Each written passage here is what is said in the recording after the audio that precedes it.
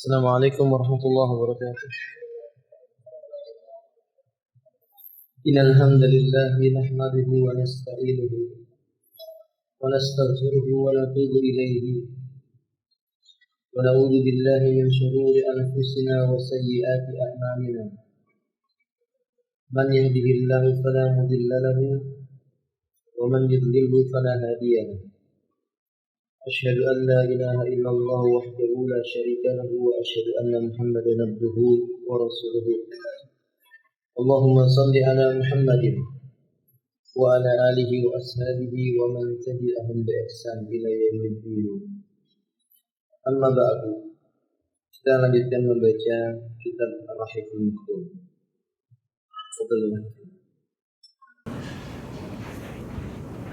Bismillah. Berkata penulis rahimahullah ta'ala, kota Madinah menerima berita kemenangan. Tatkala kemenangan sudah diraih kaum muslimin secara sempurna, Rasulullah SAW mengirimkan 2 orang untuk menyampaikan kabar gembira kepada para penduduk Madinah, sehingga berita gembira itu cepat tersebar. Abdullah bin Rawahah beliau utus untuk menyampaikan kabar gembira kepada penduduk yang tinggal di dataran tinggi. Sedangkan Zaid bin Harithah beliau utus untuk menyampaikan kabar gembira kepada para penduduk yang tinggal di dataran rendah. Sementara orang-orang Yahudi dan kaum munafikin telah menghembuskan isu bohong di Madinah, bahkan mereka sampai menyebarkan berita bahwa Nabi SAW telah terbunuh. Dan tatkala orang-orang munafik ini melihat Zaid bin Harithah menunggang Al-Qaswa yang diunta Rasulullah SAW, berkatalah dia, sungguh Muhammad telah terbunuh. Inilah untanya yang kita kenal, dan ini Zaid yang datang, tidak tahu apa yang harus dikatakan karena panik dan datang untuk membawa berita kekalahan. Manakala telah berlalu penjelasan tentang kisah perang Badar. Allah Subhanahu wa taala memberikan kemenangan kepada Rasul dan kaum muslimin. Dan ini merupakan kemenangan yang besar. Merupakan nikmat yang datang dari Allah. Di antara rasa syukur atas nikmat ini, maka disampaikanlah berita kemenangan ini kepada seluruh kaum muslimin.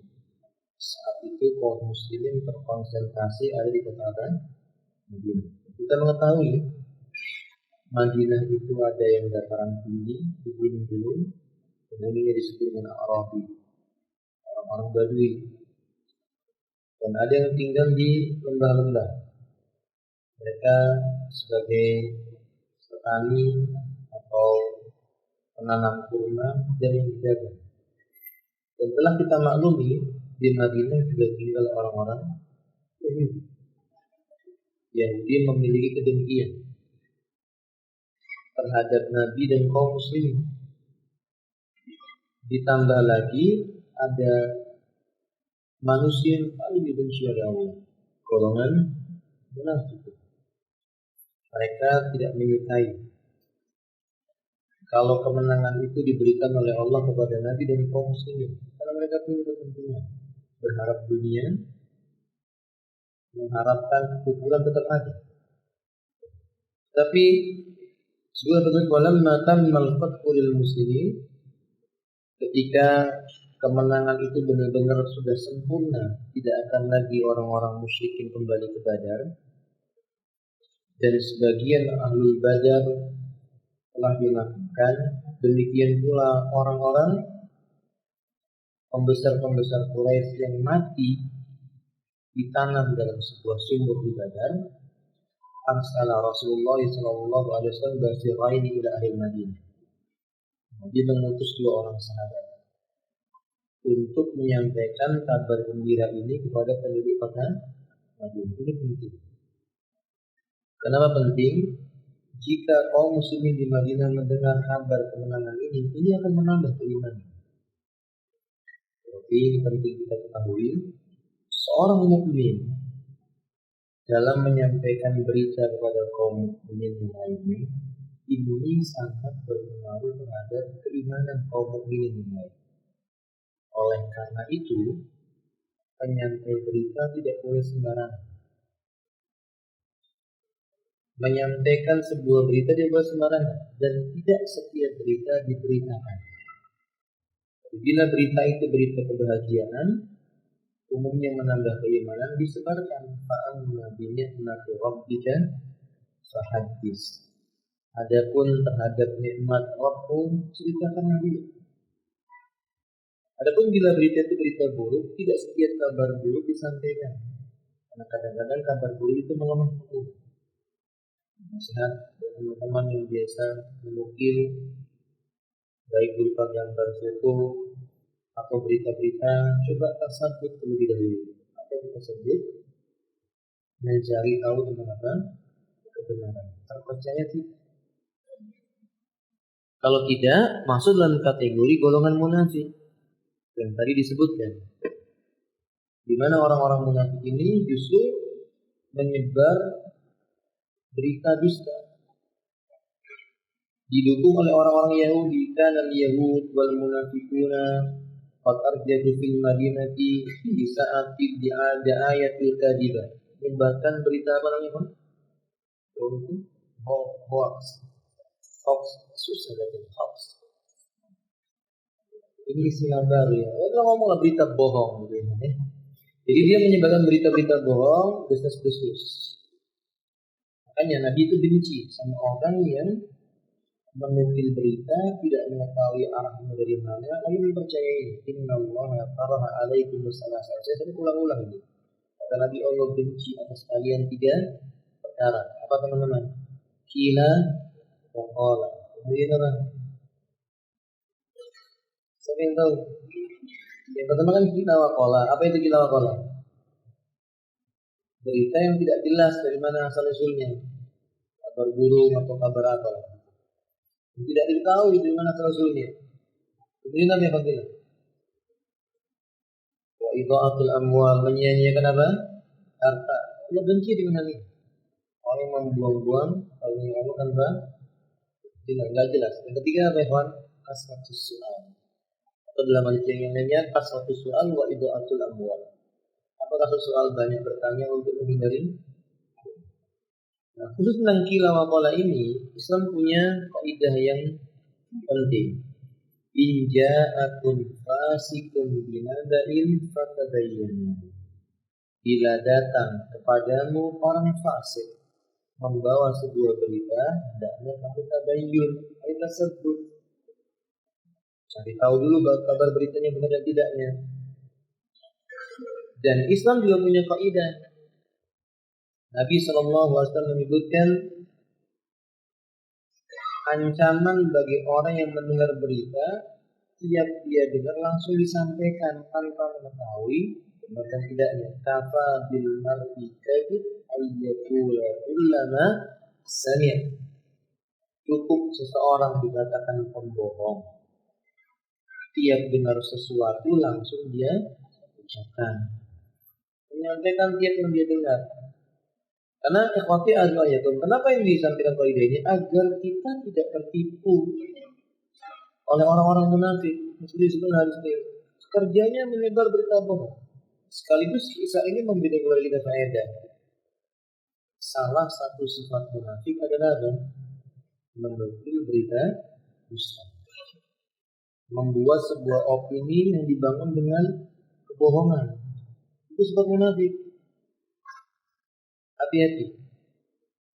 Jangan melihat orang lain, lihat diri kita. Kita termasuk ini enggak? Lihat dengar berita di media sosial, ikut mobil sampaikan. Paling sering begini. Kita mengatakan tentang indah itu sampaikan. Apa dia pikir setiap dia menyampaikan berita itu tidak ada tanggung jawabnya di depan orang punya? Ada perhitungannya. Jadi penting. Kalau berita gembira sampaikan kepada kaum muslim, itu menambah keimanan. Hatta annahum asa'u khabar, sampai-sampai mereka itu asa'u khabar, menyampaikan kabar. Apa kabarnya itu? Nabi SAW bunuh di medan perang. Biasanya cuma dari sekedar penglihatan, itu penting. Tidak cukup cuma dilihat dengan perkembangan zahir, mesti diteliti lagi. Ditambah lagi, ketika itu kan Nabi mengutus 2 orang utusan. Yang pertama namanya siapa? Abdullah ibnu Rawah. ini pahlawan perang yang anak seandainya kepada antum, ceritakan kisah beliau ini kepada siapa? Anak. Ini benar-benar pahlawan perang luar biasa, oh. Dan kisah keberanian beliau di medan perang itu masyhur.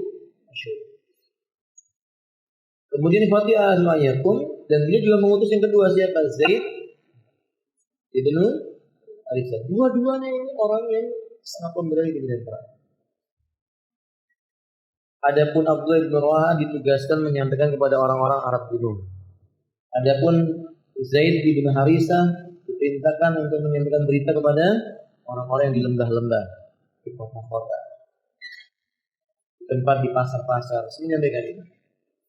Melihat salah satu sahabat yang bernama Zaid bin Harithah, karena Zaid bin Harithah diperintahkan Nabi menunggang apa? Qaswa.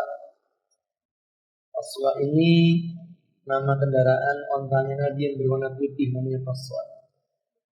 Yang itu, Nabi itu punya kendaraan berapa? Ada warnanya sama itu. Itu jangan sampai nggak hafal loh ya. Atau sebutkan aja lah 3 saja. Kendaraannya Nabi ada berapa? Coba 3 saja. Apa saja?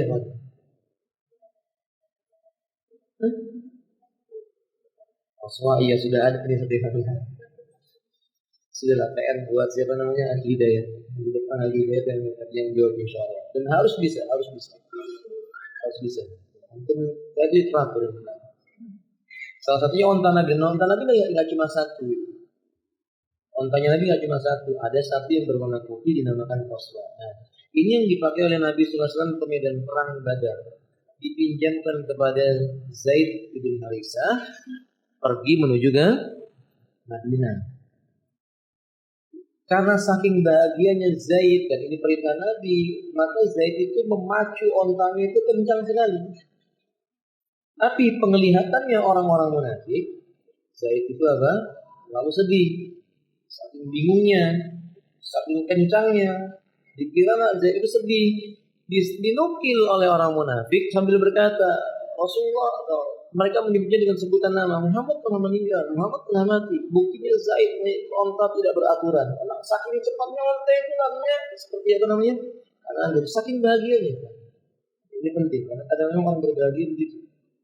Orang kalau udah bahagia, masya Allah. Kita lihat kisah hadis Nabi SAW tentang seorang lelaki yang melakukan perjalanan, kemudian perlengkapan yang ada pada ontanya hilang bersama dengan ontanya. Tidak ada di padang pasir satu orang pun. Dia hampir berputus asa menyandarkan tubuhnya di sebuah pohon tertidur. Pas bangun tidur, ontanya wajahnya tepat di hadapannya. Saking senangnya dia berkata, Allahumma anta abdi wa anna rabbuk. Kebalik.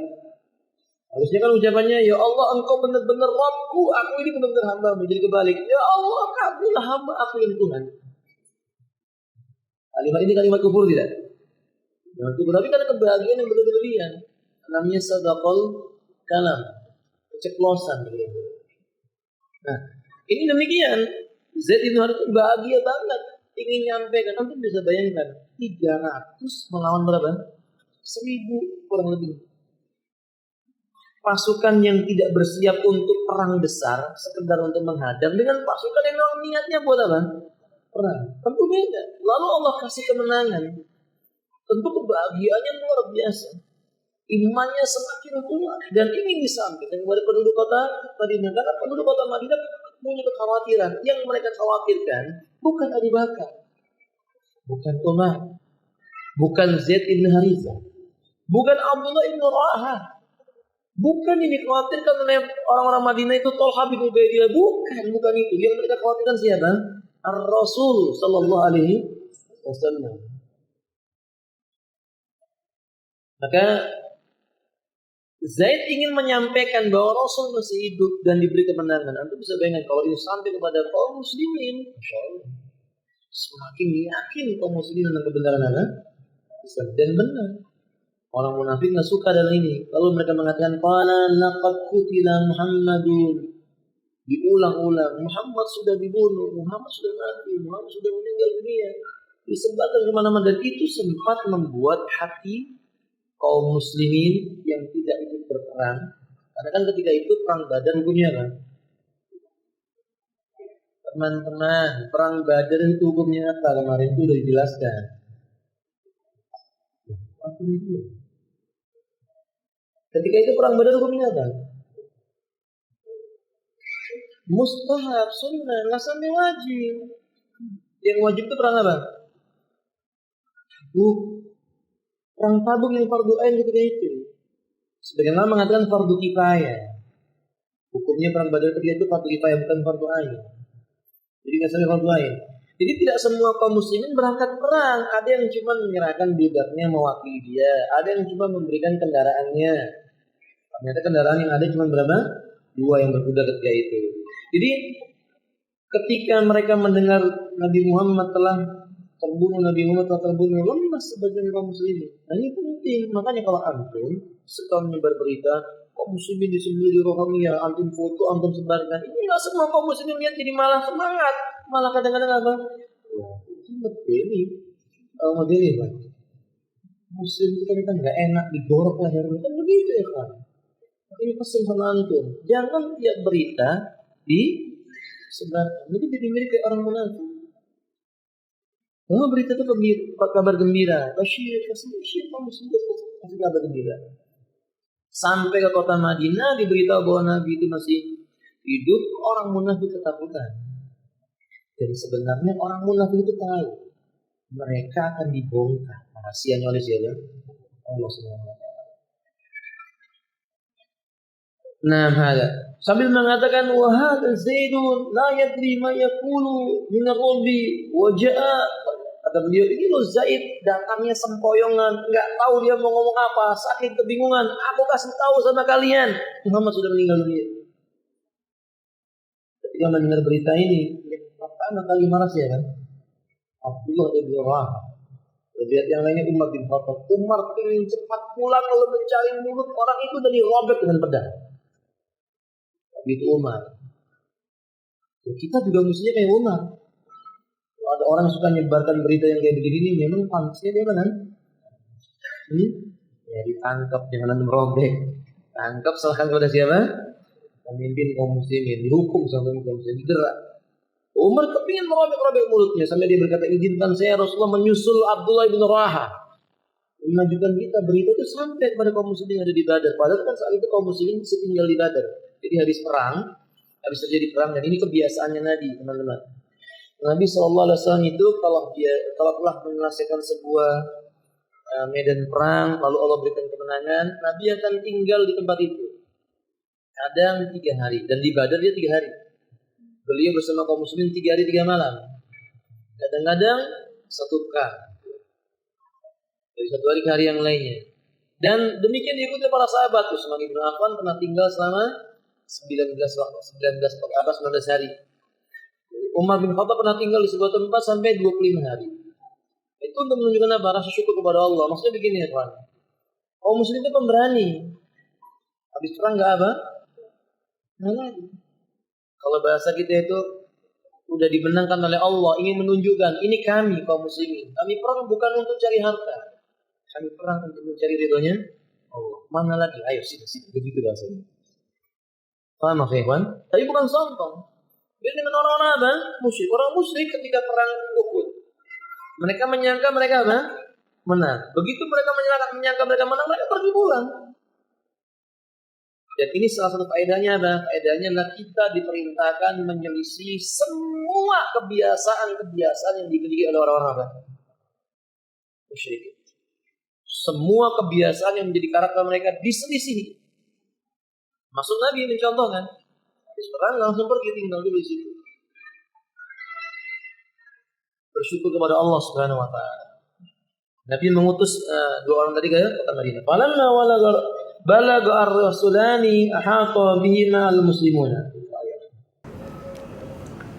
Manakala kedua utusan itu telah sampai, maka kaum muslimin pun mengerumuni mereka berdua dan mulai mendengarkan berita dari keduanya, hingga mereka benar-benar yakin bahwa kaum muslimin telah meraih kemenangan.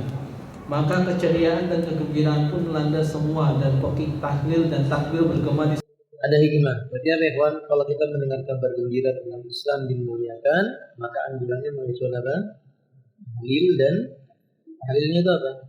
La ilaha illallah. Takbirnya ucapan apa? Allahu Akbar. Kabar gembira kita menjumpai kaum muslimin mendapat sebuah kemenangan atau kemuliaan, kita ucapkan takbir Allahu Akbar. La ilaha illallah. Ini anjurannya demikian. Dan ini juga menunjukkan bukti apa? Hendaknya kaum muslimin itu mengambil berita juga dari siapa? Kaum muslimin. Ketika dua orang utusan Nabi sampai ke Madinah, penduduk Madinah segera bergerombol mengumpuli dua orang ini bertanya tentang Nabi. Dalam hadis yang lainnya, yang pertama ditanya oleh para sahabat adalah kaifa bir rasuli, gimana Nabi, gimana Nabi. Dia nggak nanyakan gimana suamiku, gimana anakku, enggak. Yang pertama ditanya siapa? Rasul. Itu menandakan apa ya, Pak? Kecintaan para sahabat kepada Rasul. Dan itu yang namanya cinta kepada Nabi. Mereka merindukan Nabi, mereka mengkhawatirkan Nabi, mereka memberikan pembelaan kepada Nabi. Dan Abdullah bin Rawahah pun memuji Allah Azza wa Jalla dan menjelaskan tentang kemenangan yang Allah berikan kepada Nabi dan kaum muslimin. Ini hikmah yang bisa kita ambil. Jadi ketika dapat kabar gembira kita mengucapkan tahlil dan takbir, dan yang diambil lainnya kita mengambil berita dari siapa? Muslim. Timbul pertanyaan, boleh nggak mengambil berita dari orang kafir? Pada asalnya nggak boleh, karena orang kafir tidak terpercaya. Tidak termasuk kategori orang yang disebut mausuf terpercaya. Dan pada asalnya memang orang-orang kafir itu punya penyakit yang disimpan dalam hati mereka untuk menyengsarakan kaum muslimin. Allah yang telah katakan, "Walan tarda ankal yahudu walan nasara hatta tattabi'a millatahum." Sampai mereka mengikuti agama kalian, enggak akan reda Yahudi dan Nasrani atas mereka. Sampai kamu mengikuti agama mereka. Kecuali bukti itu, kecuali berita itu ada korina, ada bukti yang menguatkannya, maka kita mengambil. Jika tidak, maka tidak. Para pemimpin kaum muslimin yang berada di Madinah bergerak menuju jalan ke Badar untuk memberi ucapan selamat kepada Rasulullah SAW atas kemenangan besar ini. Usama bin Zaid berkata, berita kemenangan ini datang tatkala kami selesai menghubungkan Ruqayyah binti Rasulullah SAW yang merupakan istri Utsman bin Affan. Ketika berangkat, Rasulullah SAW menugasiku bersama Utsman untuk mengurusinya. Nah, ini cobaannya Rasulullah. Akhir untuk ingat. Asadun nasi balaan, kata Nabi. Manusia yang paling besar dan berat cobaannya, humul anbiya. Mereka adalah para nabi. Lalu kata Nabi, kemudian yang semisalnya, kemudian yang semisalnya. Jadi dari seluruh manusia itu diuji oleh Allah. Orang yang paling berat ujiannya orang soleh. Di atas orang-orang soleh itu adalah para nabi. Sehingga Nabi SAW itu menanggung beban cobaan yang berat. Antum bayangkan, dalam kondisi berdakwah, berhadapan dengan musuh yang besar, Allah Subhanahu wa Ta'ala takdirkan putri beliau sakit kemudian wafat. Beliau ini siapa? Ruqayyah. Dan saat itu Utsman bin Affan diperintahkan mengurus suaminya. Utsman tidak ikut di medan apa? Tidak. Yang qati'ah azmayatun. Usama bin Zaid mengatakan, "Atana al-qadaru hina sawayna turaba ala Ruqayyah binti Zaid binti Rasulullah sallallahu alaihi wasallam." Kami mendengar berita tentang kemenangan kaum muslimin di medan Badar itu setelah kami baru saja meletakkan Ruqayyah ke dalam makam ditutup dengan tanah. Baru dimakamkan. Berita sampai. Tapi qati'ah azmayatun. Berarti kan Nabi ujian. Apa ujiannya? Diwafatkannya putri beliau. Utsman bin Affan pun dapat ujian. Diwafatkannya istri beliau. Karena Rasulullah SAW khalafani alaihi ma Utsman. Kata Usama, saat itu Nabi memerintahkan aku dan Utsman, mewakilkan aku dan bersama Utsman untuk mengurus jenazah Ruqayyah untuk Rasulullah SAW. Itu bisa kita ambil faedah. Akhi, di tengah-tengah cobaan itu, yang harus kita yakini pasti ada di baliknya rahasia kemenangan yang Allah berikan. Tapi dalam kondisi sedih, tambah lagi berhadapan dengan musuh yang besar. Tapi Allah berjanji, dan janji Allah tidak akan pernah diselisih. Wa'dallahi haq la yukhlifullahu wa'dahu. Janji Allah itu benar, Allah tidak pernah menyelisih janji. Dan apa yang bisa kita ambil faedah? Yang bisa kita ambil faedah, akhi, seorang dai yang benar, seorang dai yang dia berada di atas akidah dan manhaj yang lurus, dia akan lebih mementingkan urusan perkara-perkara yang paling besar dalam hidupnya dibandingkan kepentingan pribadinya. Wafatnya Ruqayyah radhiyallahu taala anha itu tentu kesedihan bagi hati Nabi. Tapi ada perkara yang lebih besar, perkara apa? Mempertahankan agama Allah. Maka Nabi mendahulukan yang mana? Mempertahankan agama Allah. Apa hikmah yang bisa kita ambil? Begitu kita kalau kita dihadapkan antara urusan agama dan urusan keluarga, kita mendahulukan mana? Agama kita. Urusan agama kita. Bila kita sudah pilih Allah dan Rasulnya dengan istri kita, maka yang kita pilih mana? Allah dan Rasul. Dahulukan Allah dan Rasulnya. Dan demikianlah Rasul mendahulukan agama Allah Azza wa Jalla. Dan hasilnya adalah kebahagiaan. Karena kematian itu sebuah keniscayaan yang tidak bisa dihindarkan. Sudah kalau anggota keluarga wafat, sudah takdirnya siapa? Allah. Dan yang harus kita yakini, bila berada dalam kebaikan, ketemu lagi di mana? Surganya Allah. Ada wallahu ta'ala a'lam bishawab. Kemudian kita lihat faedah yang kita ambil. Dalam kondisi bersedih, kesedihan mereka tidak membawa kepada niyaha. Justru kaum muslimin termasuk Utsman, termasuk Usama mengucapkan selamat atas kemenangan apa? Yang diperoleh Nabi dan kaum muslimin dari Allah Subhanahu wa taala. Jadi apabila kesedihan tidak boleh menghalangi seseorang untuk terus beraktivitas yang membawa kebaikan bagi mereka di yaumul qiyamah. Wallahu a'lam bishawab. Ini 10 menit kisah tentang berita dusta yang dibawa oleh orang-orang munafik dan kemudian berita gembira yang dibawa oleh dua sahabat Nabi, yaitu siapa? Abdullah ibnu Rawahah dan Zaid ibni Baik, baca sedikit lagi. Memperselisihkan harta rampasan. Nah, sebelumnya Al-Jaish Nadawi yataharrak nahwa Madinah. Pasukan Nabi bergerak menuju kota Madinah. Itu sudah dibuat. Oh iya. Tentara Muhammad SAW bergerak menuju Madinah. Setelah menetap selama 3 hari di Badar, Rasulullah SAW bersama tentaranya bergerak menuju Madinah dengan membawa para tawanan dari kaum musyrikin. Sementara harta rampasan yang didapat dari mereka juga diangkut dan dipercayakan kepada Abdullah bin Ka'ab. Tatkala keluar dari jalan sempit As-Sofra, beliau singgah di bukit pasir antara jalan sempit tersebut dan Nariziyah. Di sanalah beliau membagi-bagikan harta rampasan kepada kaum muslimin dengan jatah yang sama setelah mengambil 1/5-nya darinya. Nah, Nabi tinggal di medan perang setelah peperangan 3 hari. Kemudian beliau berangkat menuju kota Madinah membawa beberapa budak. Nah, dalam Islam budak itu ada, sebagaimana di luar Islam juga mengakui adanya budak. Bahkan dahulu orang-orang yang berperang identik setelah peperangan itu menawan dan tawanannya juga ada budak. Cuma dalam Islam ada aturan.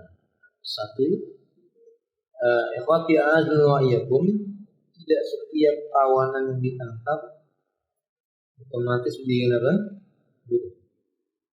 Karena sebagian tawanan perang itu ada yang diapakan? Ada yang dibebaskan dengan cara membayar fidyah atau ditebus. Dua, ada tawanan perang yang diapakan? Dihukum mati. Jadi tidak setiap tawanan perang itu dijadikan budak. Ini bergantung dengan apa? Keyakinan pemimpin ketika itu. Dan dalam ini Rasulullah bukan dia tapi wahyu dari Allah. Ya, ada tawanan perang yang ditangkap oleh kaum muslimin tidak dijadikan budak dan tidak boleh tebus, tapi dihukum mati. Contohnya tawanan perang di mana? Perang apa? Contohnya tawanan perang di mana ya kawan? Yang oleh Nabi semua dihukum mati. Perang apa? Masya Allah. Kawan, perang ketika melawan orang-orang Yahudi yang membelot atau orang Yahudi yang melanggar janji itu perang apa namanya? Perang apa teman-teman? Ayo hidayah, ini kayak lagi buat antum ya kalau saya dengar nih. Antum udah pernah saya sampaikan di majelis sana. Apa ya?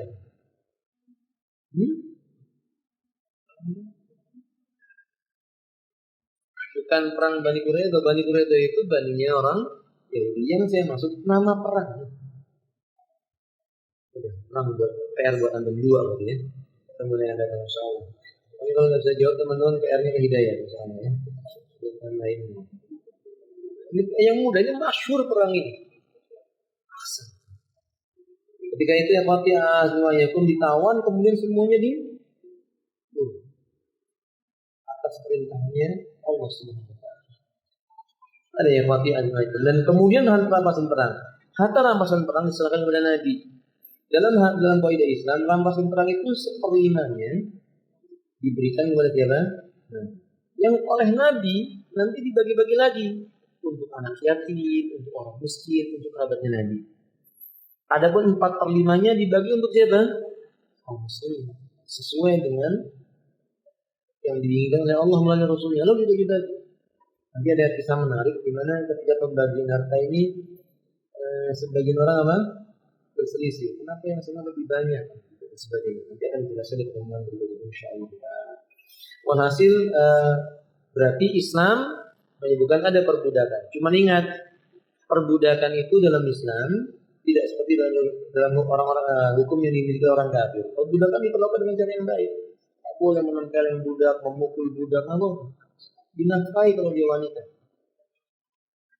Kalau dia wanita dinafkahi seperti menafkahi keluarga. Demikian pula anak. Nah, dan budak itu dalam Islam bila dia wanita maka halal bagi siapa? Tuan laki-laki. Jadi tidak kalau budak laki-laki atas tuan apa? Dan dalam Islam menganjurkan membebaskan apa? Budak. Makanya antum jangan pernah berpikir enak ya kalau punya budak. Tidak. Karena sesungguhnya apabila ayatum Islam menganjurkan membebaskan apa? Allah Ta'ala alam bisa kita akan lanjutkan itu di pertemuan yang berikutnya insyaallah. Ini ada beberapa soal. Bagaimana jika suami marah, istri selalu diusir? Suami marah, istrinya diusir, disuruh tidur di luar. Sudah, suaminya tak boleh berbuat begini ya Pak. Lalu pakaian istri dibuang keluar. Maksudnya ini para lelaki bertakwalah kepada Allah. Nabi mengatakan khairukum li ahlikum. Sebaik-baik kalian yang paling baik kepada siapa? Istri kalian. Wanita itu jangan diusir. Kasih nasihat yang baik. Kata Nabi istausun nisa khairan. Beri wasiat kepada wanita itu dengan apa? Kebaikan. Ustaz kesalahannya udah sangat parah. Parahnya bahkan dia masih sholat, masih puasa, diberitahu dia tidak mau mentaati ya Ustaz. Kan bisa dilakukan dengan cara yang islami. Kasih wejangan, nggak mau dikasih wejangan diboikot, nggak mau diboikot baru dia kan? Diboikot nggak mau berubah kemudian apa Ikhwan? Dipukul, itu pun pada bagian yang tidak menimbulkan ya, tetap gak mau berubah, panggil orang tuanya atau hakim suruh menasihati. Kalau nggak bisa diselesaikan, talak, jangan diusir, ditalak. Istri itu kok nggak bisa dinasihati setelah melewati fase-fasenya, jalan terakhirnya ucapkan kamu saya talak, itu nasihat. Suruh nunggu di dalam rumah selama 3 kali masa haid dan suci. Kalau ternyata memang nggak berubah juga, baru dipulangkan ke rumah. Jangan diusir perempuan. Nggak boleh, nggak punya adat, nggak boleh. Hukumnya haram. Kecuali wanitanya berbuat zina, melakukan perbuatan nista, boleh diusir karena memang ini yang diizinkan dalam syariat. Itu cuma karena kesalahan nggak aku suruh masak sayur asam, bikin sayur lodeh, cuma itu usir. Usir juga ya kan usir. Allah. Ustaz, lebih besar mana pahalanya mengikhlaskan utang atau menuntut dia di hari kiamat? Ya kalau tanya besar pahalanya ya antum ikhlaskan. Antum tuntut di hari kiamat itu ya apabila belum tentu dia punya kebaikan. Paham kan? Antum tuntut kebaikannya dia, mungkin kebaikannya cuma sebesar gunung Uhud, hutangnya mungkin 2 gunung Uhud. maka yang paling baik antum ikhlaskan. Allah Subhanahu wa taala akan memberikan apa? Ganjaran yang baik. Allah Subhanahu wa taala mengatakan innallaha la yudhi'u ajral muhsinin. Allah tidak akan menyia-nyiakan ganjaran bagi orang yang berbuat apa? Kebaikan. Ada beberapa teman anak yang punya hutang tetapi enggak dibayar. Teman-teman nasihatnya kalau punya hutang ya dia kan. Kalau misalnya belum mampu membayar jangan malu datang. Asli tolong dulu. Bukan punyanya kebun antum suruh apa namanya? Bantu jualkan kebun antum supaya bisa buat bayar hutang. Minta itu kepada mereka. Allah alam bisa.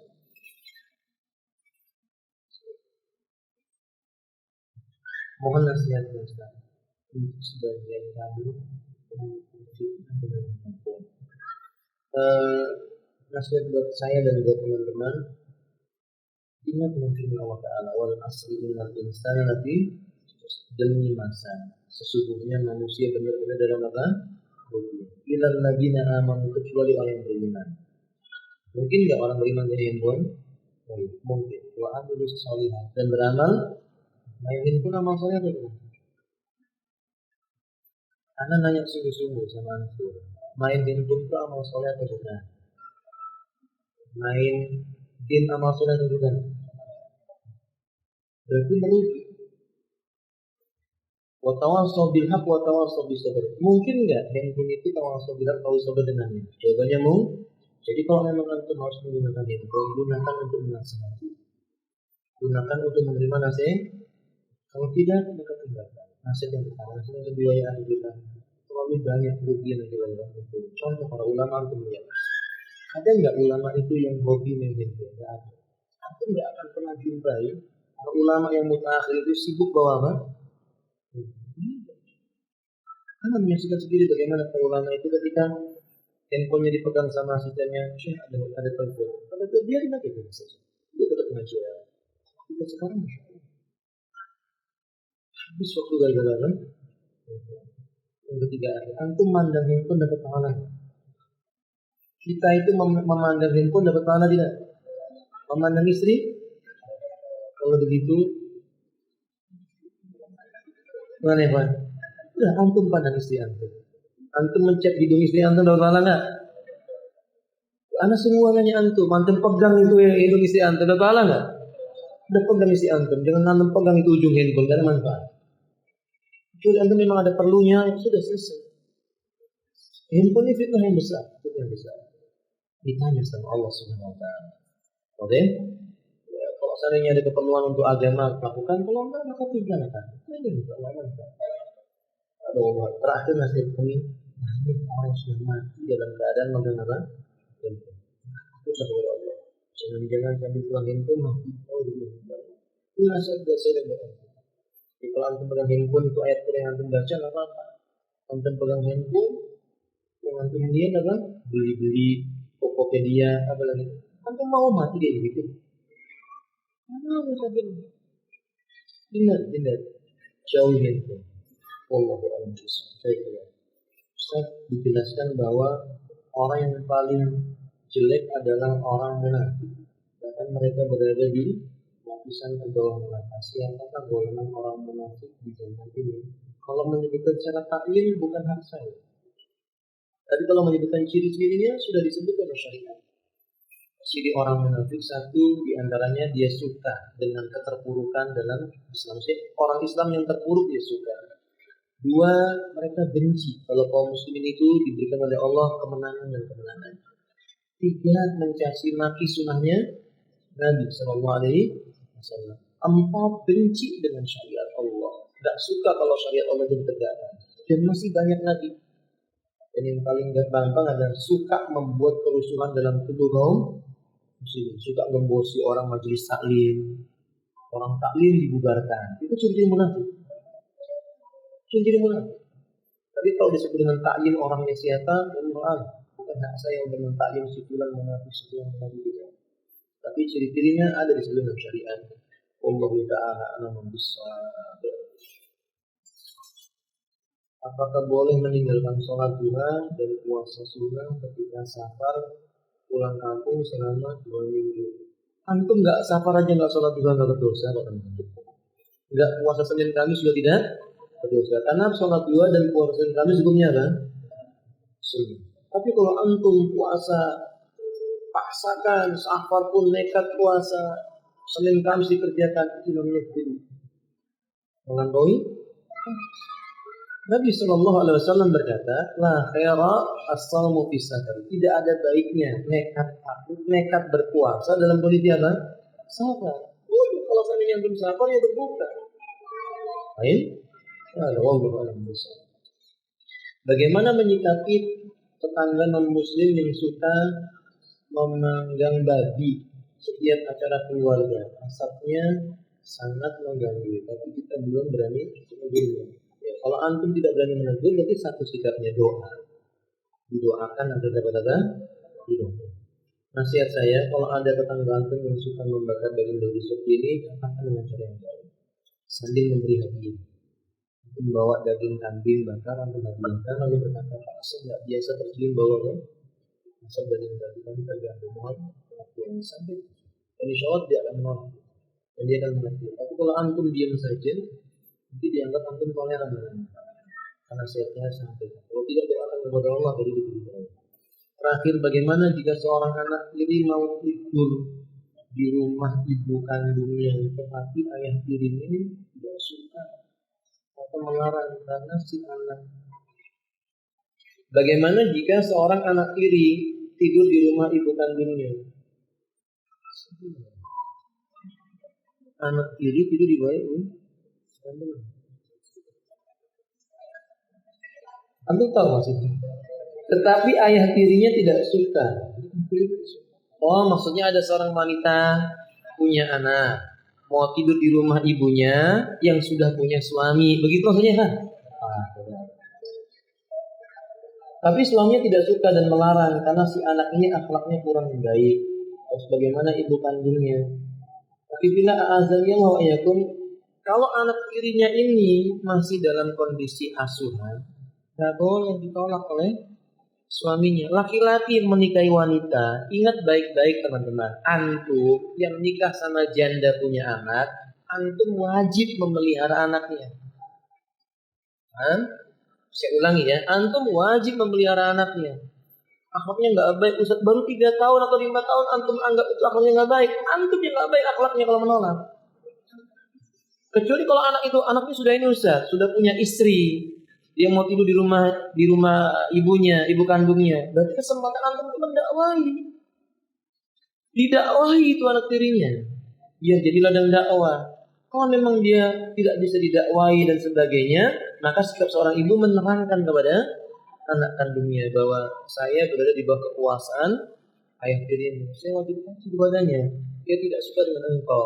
Tidurlah anak kamu di rumah yang lain, siang hari datang, kita bicara yang lain. Begitu, mudah. Tapi kalau anak itu masih kecil, orang tuanya tirinya menolak tidur bersama dengan ibunya, ini zalim. Ini nasihat buat siapa? Wanita-wanita yang janda yang punya anak. Kalau ada laki-laki mau melamar kepada anti bilang dan tanya kepadanya, mau nggak melihara anaknya? Kalau dia nggak mau melihara anaknya, jangan diterima lamarannya. Jangan diterima lamarannya. Karena laki-laki menikahi janda itu wajib menafkahi anak-anak istrinya. Namanya ragib. Ini antum bisa lihat dalam kitab Sahih Sunnah. Sampai di sini mudah-mudahan bermanfaat. Akhirul da'wana alhamdulillahirabbil alamin. Subhanallah wa bihamdihi.